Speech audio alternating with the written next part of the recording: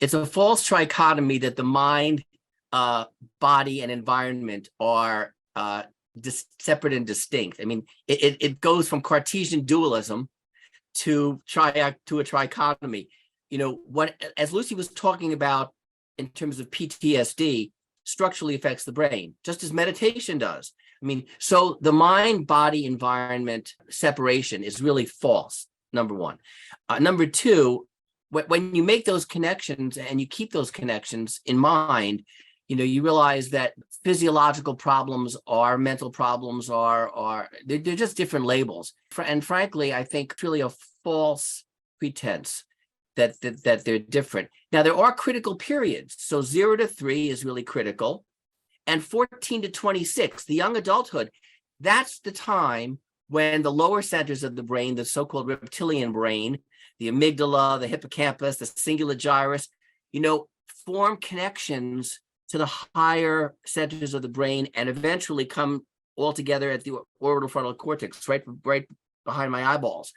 Now, that period of myelinization or of forming, the connections, that's another seminal period of time, 14 to 26. That gives us all a second chance, as it were, to kind of help correct things.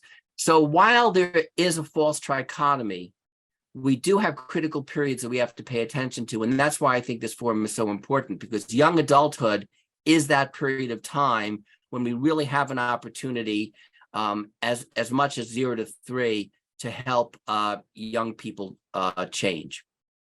I think, in terms of what I said earlier, right? We can't separate people's environment and their lives from how their body, both physically and mentally, reacts to things. Behavioral manifestations of trauma, of poverty, of, illness, of exposure to violence, of, a negative policing system, all of these things are integrated in how people experience their lives. So I think that in our education, right, for young learners coming up, we need to, stop doing that, like physical versus mental versus this, because it really does lead to part of the stigma that people experience with mental health. There's almost this idea somehow that it's a moral failing, there's some kind of character flaw involved in how you're experiencing your life.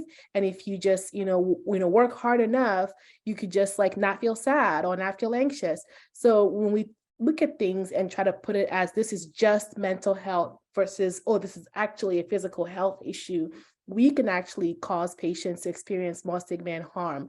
So we have to look at our language that we use and how we teach and how our norms in the clinical settings also can perpetuate those factors. The only thing that I'll add, and if people want to read a little bit more about this, to me, the Kaiser Permanente study on ACEs is an important one to think about. ACEs meaning adverse childhood experience. And what it shows is the long-term sequelae on health, not just mental health, on physical health, if a child is exposed to an adverse event, be it domestic violence, be it divorce and separation.